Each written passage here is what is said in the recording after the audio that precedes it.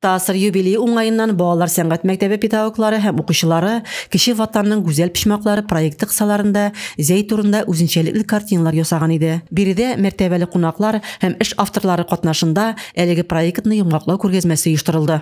Самый узнаваемый объект у нас Старый Заинск. Бу иске зәйдәге мәгълүм мәчет һәм чиркәү быел исә биредә су коену урыны һәм яр буенда ачылды. Бу кыш сурәтләнгән Фәрдиев ял паркыды Венера Васильева.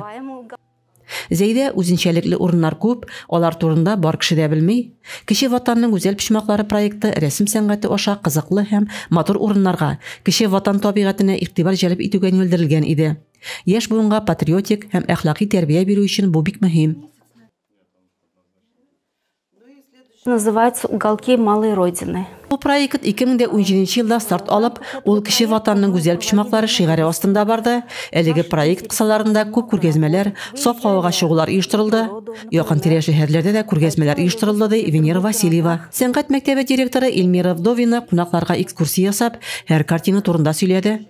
Кунаклар әлеге күргәзмәне югары бәяләде. Алар арасында Алтын мәйдан проекты җитәкчесе Гамира Гаделшина, Адыгей Республикасының атказанган артисты, Алтын мәйдан фестивале директоры Адам Ашмес, Татарстан Республикасы рәссамнар берлеге әгъзасы Виктор Хрылев бар иде.